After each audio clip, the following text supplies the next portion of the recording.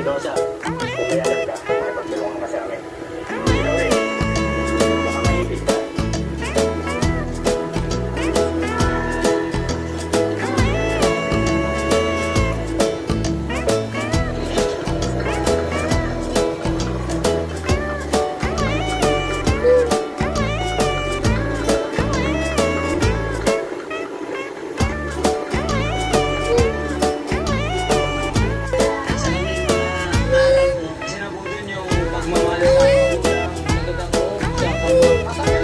Ang imong dogma sa pamilya o mga higala. Tapos sa siyang mamang, laban ko siyang mamang. Sambot siya ka bata na gisalikway sa mga ginikanan. Tungod ang pilit ko niyo tanggol, dinidyo di kapila.